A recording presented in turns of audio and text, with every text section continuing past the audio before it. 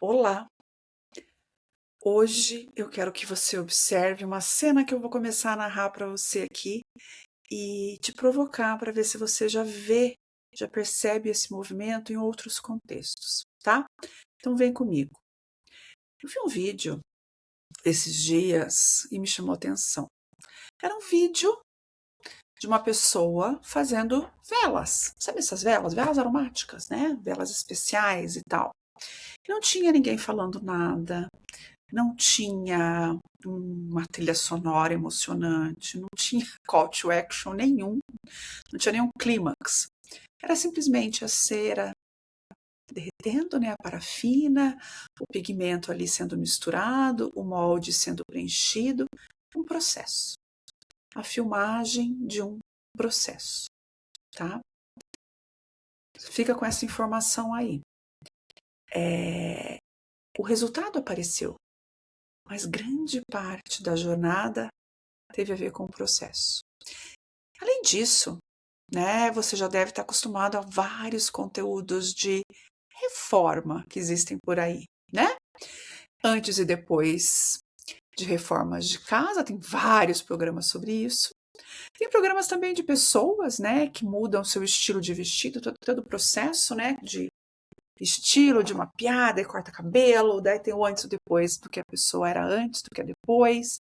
Tem de plásticas de cirurgia, são 2 até cirurgiões de Los Angeles, que as pessoas vêm lá com dilemas, com problemas, né, de cirurgias anteriores ou mudanças bruscas, e eles vão lá e contam todo o processo. Ou seja, o antes e depois não é novidade para vocês, a gente conhece isso há décadas, né, mas o que a gente tem visto com muito mais cuidado é o processo, tá?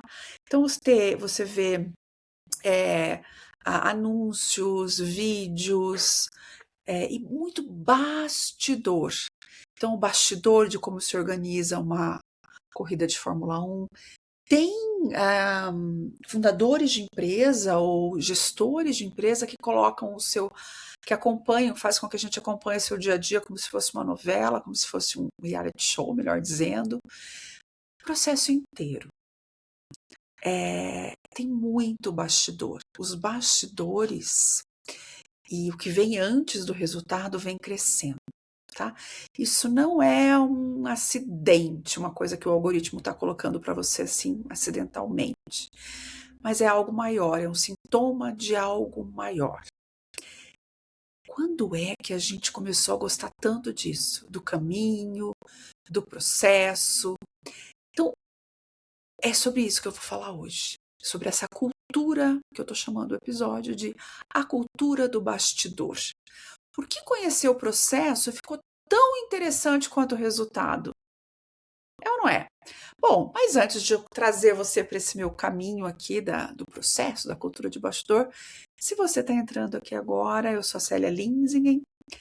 Eu acho não, eu sei que eu trabalho na fronteira entre a academia e o mercado. Estou doutoranda, há anos trabalho como consultora e professora nas áreas de marketing, branding, comportamento do consumidor. E na prática eu acho que o que é mais fácil é traduzir.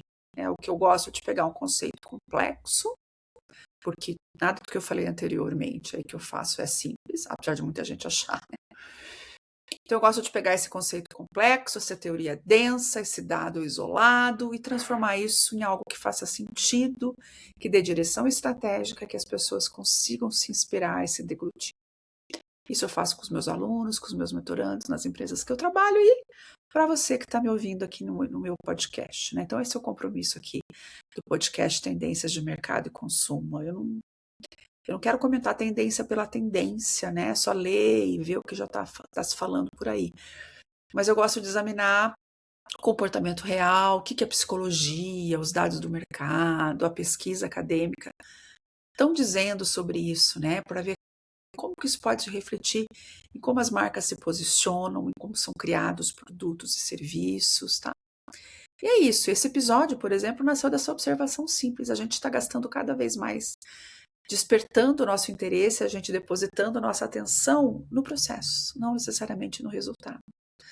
né? Então eu vou mostrar como que isso tem acontecido e algumas evidências para a gente discutir sobre essa importância dessa jornada. Vamos lá, então, seja bem-vindo, fica aqui comigo. O processo virou entretenimento em muitos casos, né? Então, por que muitas pessoas gostam de assistir alguém trabalhando, produzindo algo? Isso não é força de expressão, não, tá acontecendo literalmente. Tem uma categoria inteira de conteúdo com bilhões de visualizações que mostram unicamente trabalho sendo feito. Restauração de objetos quebrados, ou mesmo de atualização, né? De deixar mais bonito, mais recondicionado. Ou tem hashtag, não sei se você já viu, tem programas do Pack and Order with Me, em que alguém simplesmente empacota, né, os produtos, os pedidos de uma loja online, a gente fica vendo.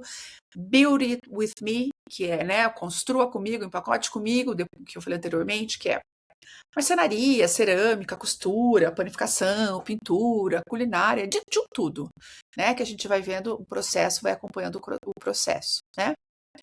E isso antes do TikTok existir era como isso é feito, né? Hoje tem muito mais. Então, se a gente separar todos esses formatos por categorias, né, de produto, eles não têm quase em comum. Uma vela não é uma mesa não é um pão não é uma peça de cerâmica, mas todos compartilham uma estrutura narrativa que vem crescendo, que mostram, né, uma coisa deixando de ser o que era para se tornar outra, ou seja, um processo. Então, durante décadas, né, a lógica do consumo e também da publicidade foi muito centrada no resultado. A embalagem bonita, o produto pronto, a entrega da promessa, nem tanto a criação do valor, né? E hoje a transformação está ganhando audiência, está ganhando interesse por uma série de coisas que a gente vai ver aqui. A diferença é bem conceitual, ela não é estética, né? Assistir alguém construindo, fabricando uma mesa, por exemplo, é um processo de mudança de estado. Então, para o cérebro humano, isso é interessante, né? Um pedaço de madeira se transformar numa mesa. É interessante, né? Se eu fizesse, por exemplo, um documentário que é uma mesa, não tem interesse. Agora, se eu fizer um vídeo sobre como uma tora de madeira vira uma mesa, nossa, talvez seja muito mais interessante. Então, gente, categorias inteiras de conteúdo estão crescendo simultaneamente em diferentes plataformas, TikTok, YouTube, Instagram.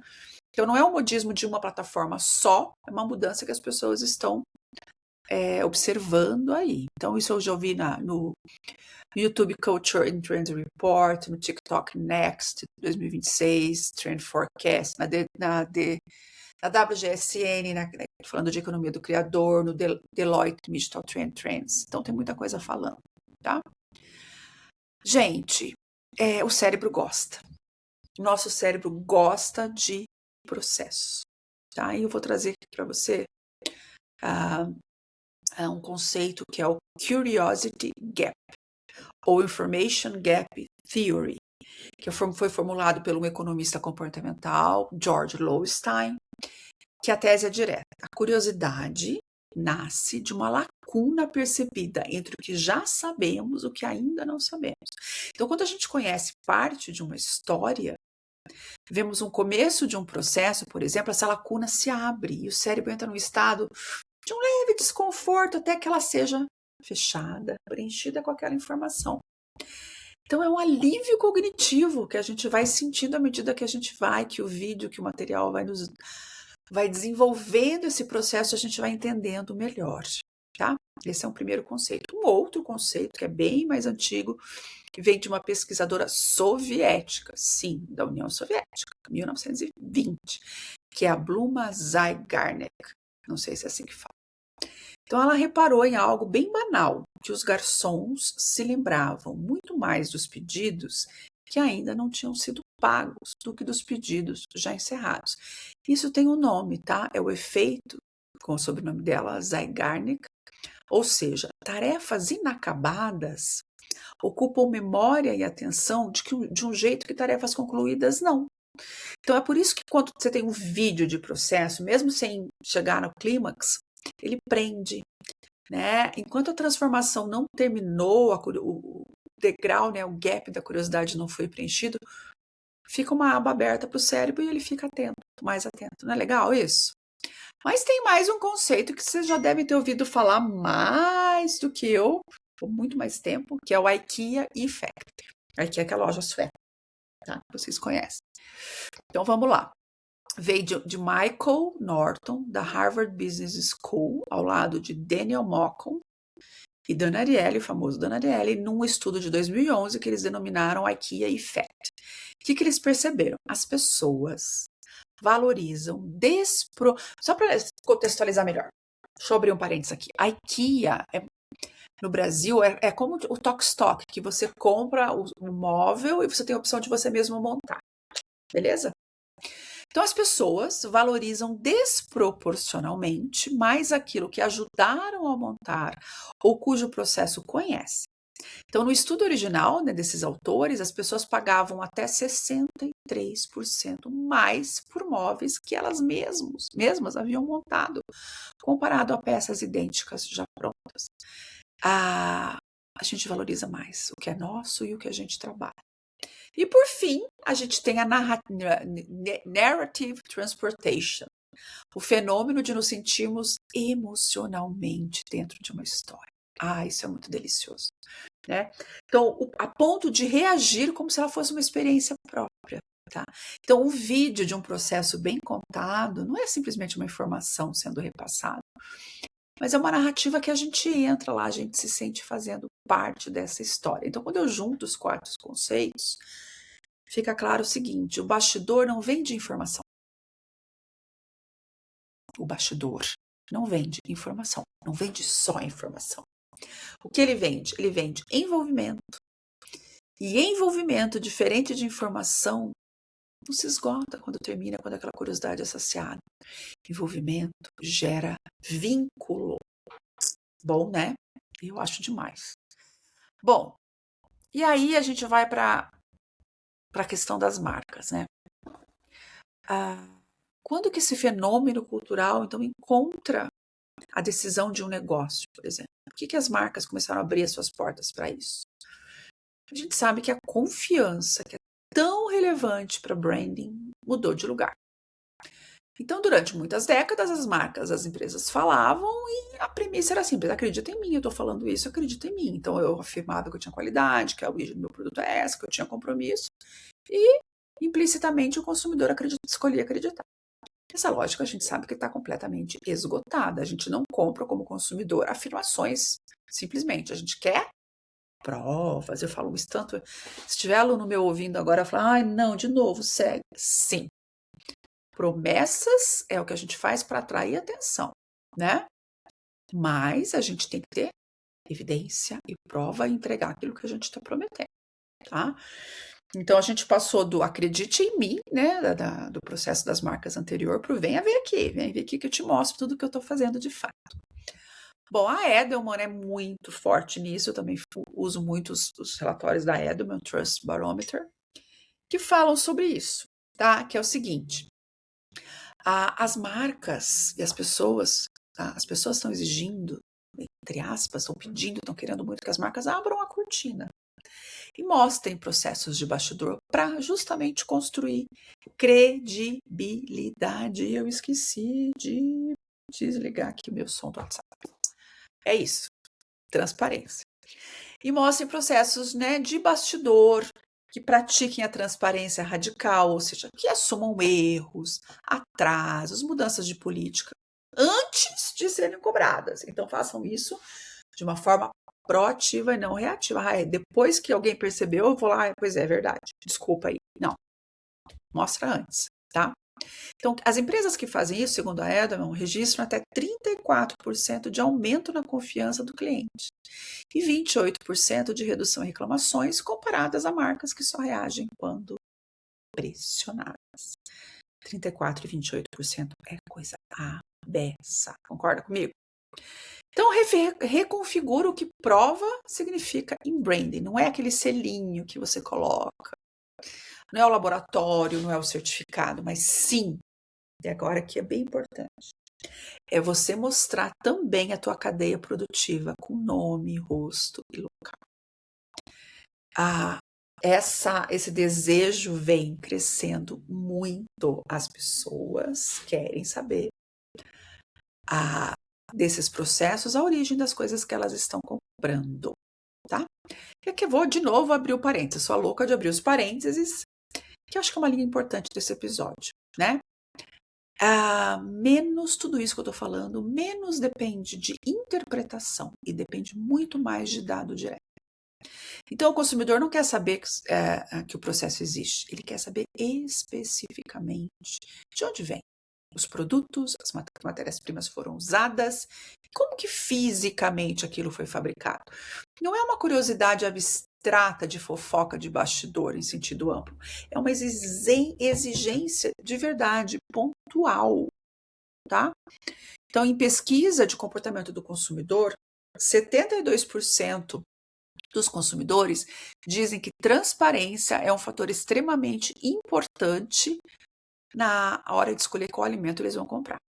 6 em cada 10 consumidores globais afirmam ter interesse genuíno em saber de onde vem o que comem. E 80% dizem que ficam mais propensos a comprar de marcas que divulgam abertamente a origem dos ingredientes e as práticas de sourcing.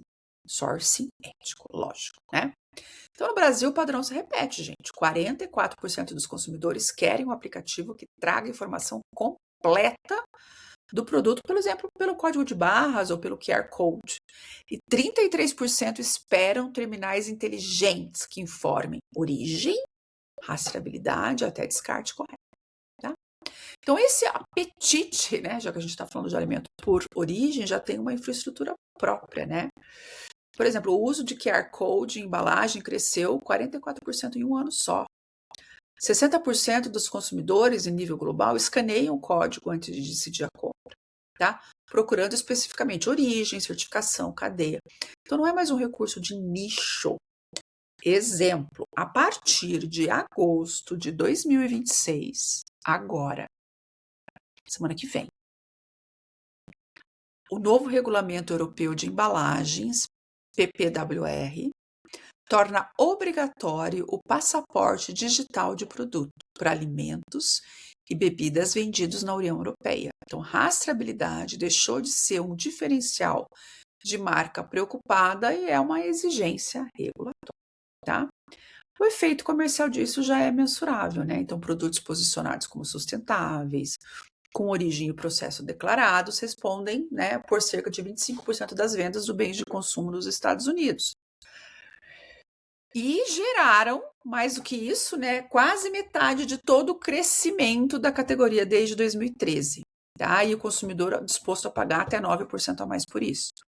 No mercado de beleza, a gente tem o Clean Beauty, né, esse movimento que já está forte aqui no Brasil, que cresce mais que os demais itens que não estão inclusos nessa categoria. Ou seja, o desejo de conhecer origem, matéria-prima e modo de produção não é um subproduto do bastidor. Tá? É que com esse dado na mão, uma das mais frentes, mais fortes, mais mensuráveis desse fenômeno interno é que é o caminho direto, né, do comportamento do consumidor e o resultado do negócio. Vocês já devem ter ouvido falar de uma empresa chamada Everlane. A identidade inteira dessa empresa foi em torno de um conceito que ela mesma registrou, que é Radical Transparency, ou seja, transparência radical. Ela detalhou item por item o custo do material, mão de obra, transporte de cada peça, com honestidade assim minuciosa, né? E a marca também enfrentou até problemas, né, de questionamentos em várias, até com sobre práticas trabalhistas. Então, que é um lembrete importante. Transparência declarada não substitui transparência verificada, tá?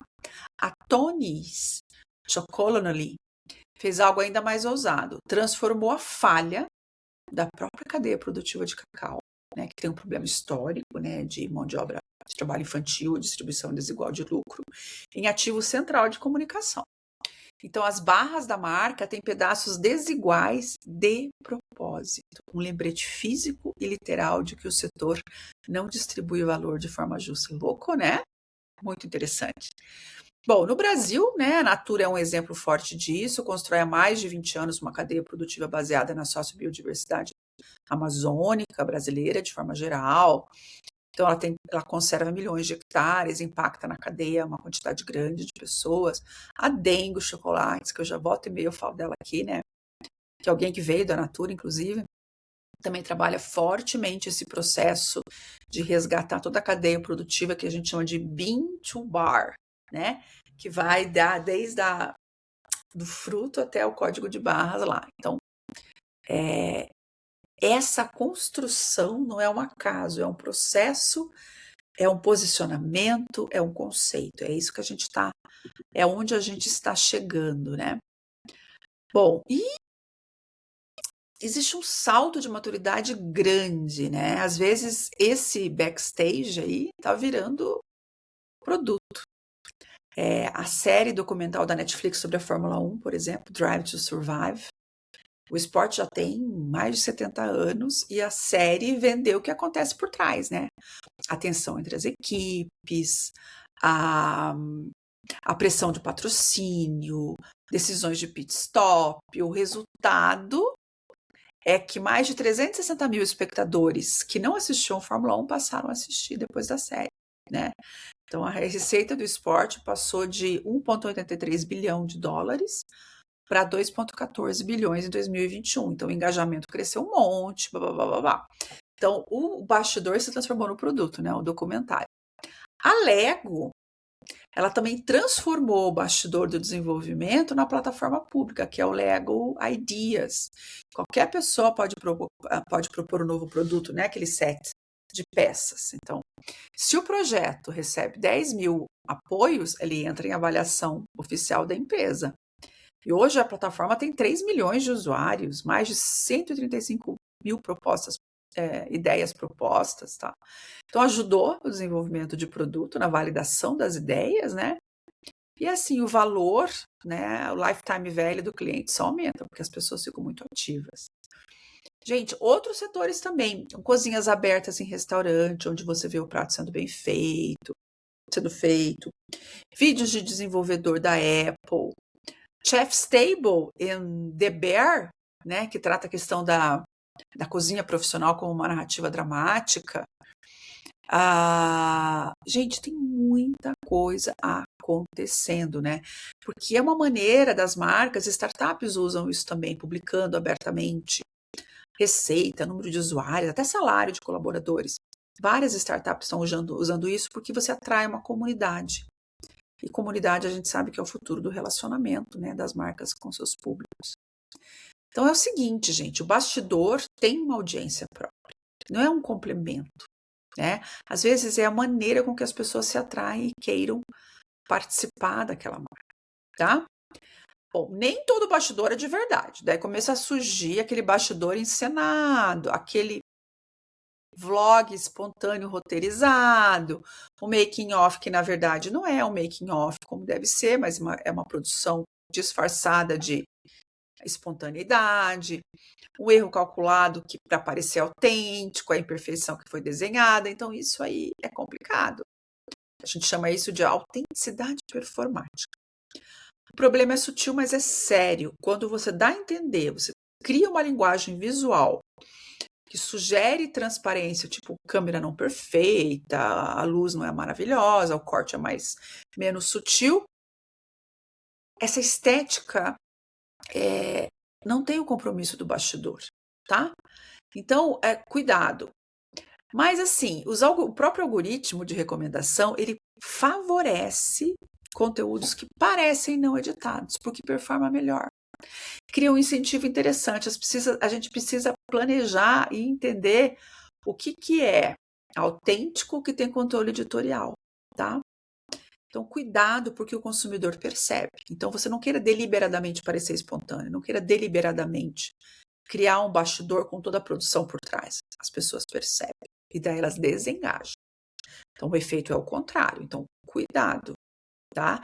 Não forçar uma espontaneidade, ela for percebida como não autêntica, é uma corda bamba danada. Ele percebe, o consumidor percebe, e a gente compromete a reputação específica da marca, tá? Então, cuidado, autenticidade sempre, tá?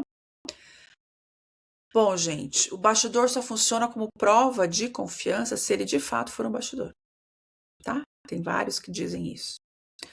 Bom, e o que muda, né, para quem decide? Quem decide posicionamento de marcas? O que a gente faz sobre isso? A gente sabe que o consumidor compra produto, compra significado do produto, emoção, tudo que a gente sabe, mas ele também cria vínculo com as histórias, tá? E isso não é força de expressão, não, né? A gente constrói confiança, segurança psicológica. Então, quando a gente mostra um bastidor e esse bastidor é real, a gente gera 5 ativos que uma comunicação sozinha tem dificuldade de construir. Confiança, né? Porque a gente está mostrando como é feito. Humanização, porque mostra dúvida, mostra decisões que são tomadas em tempo real, mostra esforço. Então, o produto acabado está pronto, né? E quando você mostra que durante o processo teve ali um empenho, a gente dá mais valor. Pertencimento, porque a gente assistindo o processo, a gente se sente fazendo parte dele, então tem pertencimento. A gente não consome só o resultado, a gente, de alguma forma, a gente testemunha do processo. Prova. Ai, o Teodoro tinha aquela aqui, né? Tel. Documenta, né? Prova, porque documenta em vez de declarar, e memória, né? Porque quando a gente está no processo em andamento, ele ocupa mais um espaço cognitivo, né? Então, lembra que eu falei no começo? Tudo que está em desenvolvimento gera um processo, um envolvimento cognitivo maior do que quando um produto está acabado. A gente gera um vínculo mais real, tá? Então é o seguinte, gente, estratégia não pode ser modismo, a gente tem que ser verdadeiro. Então não basta abrir a fábrica entre aspas, eu preciso mostrar a cultura. E se não tiver cultura, se não tiver autenticidade, é um simples cenário, não tem realidade, tá? Então, se você não tem honestidade, não gera vínculo real, tá? Isso tem uma explicação operacional bem que vale a gente registrar aqui sem rodeio, tá? Porque separa, né, um branding bem feito de um risco reputacional que a gente não precisa ter. Tá? Então, quando eu quero entrar nessa cultura real de bastidor, que é o tema desse episódio, eu preciso realmente ter um alto grau de transparência no processo. Não uma versão editada, não mais ou menos. Tem que ser realidade nua e crua. Então, toda promessa, todo discurso de marca precisa vir acompanhado de evidência e prova. Prova correspondente, tá, gente? Prova correspondente. Então, não é suficiente afirmar, falar origem, ingrediente, compromisso. Preciso mostrar, documentar, permitir que o stakeholder, que seja ele um parceiro, seja ele um consumidor, um cliente, um terceiro, que ele consiga verificar.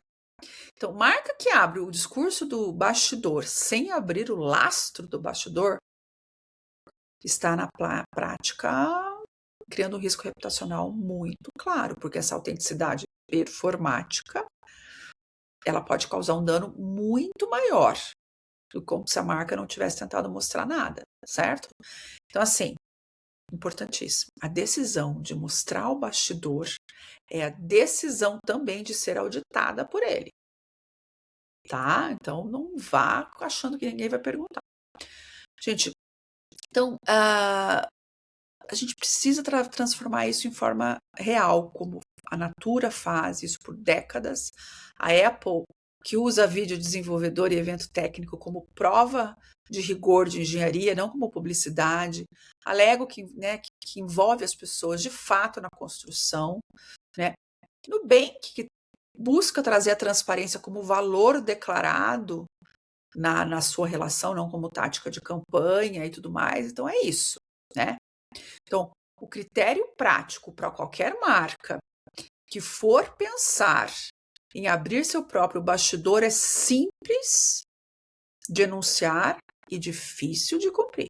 Então, mostrar o processo só compensa quando o processo, de fato, sustenta o que a marca diz ser. Eu vou repetir. Você quer abrir teu bastidor? Falar é fácil, mas você tem que ter certeza que só vai valer e tenha noção.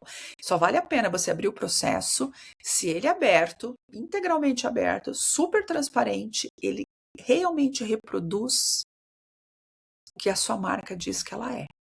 Se tiver alguma maquiagem ali, meu amigo, não faça isso, tá? Então, gente, fica atento a isso.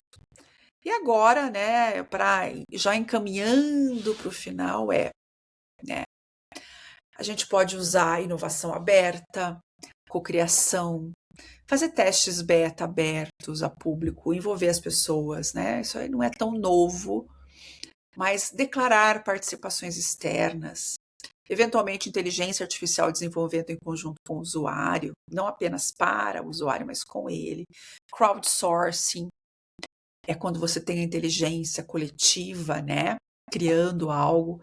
Então abra isso, né? Quando você desloca isso, você muda a natureza da relação e você mostrar esse bastidor e incluir as pessoas nele, cria um vínculo. As pessoas, então abra o bastidor para as pessoas serem coautoras.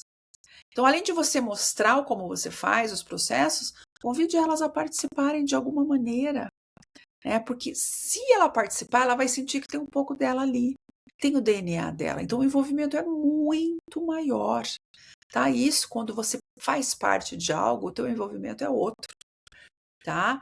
Óbvio, gente, que o que eu estou falando aqui, a cultura do bastidor, não é ponto final, né? É o estágio intermediário de uma transação muito maior, que é do bastidor, onde a gente é espectador, para a cultura da transformação, onde a gente de fato participa. Bom, espero ter conseguido passar para vocês o que eu acho sensacional e o que eu vi, que eu tenho observado, e que é muito interessante para as marcas. E tem tudo a ver com as tendências que a gente vê para o branding, as tendências de comportamento e as expectativas das pessoas em relação às marcas. A gente acreditou muito tempo que o valor do produto era o próprio produto em si, o que estava dentro da embalagem. E nos últimos anos a gente vem percebendo com o crescimento de preocupações ambientais e sociais, ESG, ODS e consciência mesmo da população, das pessoas, a gente a gente percebe como consumidor que o valor não está só ali, valor com V maiúsculo.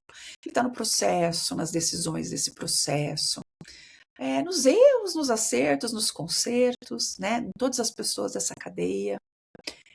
Tem história ali, tem muita história, a gente ama história, tem muita narrativa. Então, talvez seja por isso que a gente goste tanto de acompanhar esses caminhos, né? As pessoas não são de comparar apenas resultados, mas a gente se apaixona pelas histórias. E o bastidor, de certa forma, é isso, histórias das marcas, das empresas, que nunca ninguém tinha nos contado ainda. E a gente está fazendo parte. Então é sobre isso que eu queria falar para vocês na cultura do bastidor. Deixa seu bastidor bonito, verdadeiro, autêntico, mas não perfeito. Que ele seja como ele é, que ele traduza, que você não tenha vergonha de mostrar. Né? A sua casa, a sua empresa, né? A sua marca, como ela é. Muito obrigado se você chegou até aqui. Espero que você tenha curtido esse tema que eu acho assim bem atual, bem relevante. Não importa o tamanho da sua empresa. Aliás, quanto menor for a sua empresa, quanto mais bastidor você mostrar, esse bastidor for autêntico, não perfeito. Perfeição não é perfeição. Nossa, filosófico isso. Perfeição não é perfeição. Sabe? Agora um desabafo. Como harmonização facial não é necessariamente beleza. Eu acho que beleza está nas imperfeições, que dão originalidade, autenticidade. Essa sou eu. Obrigada e até o próximo episódio.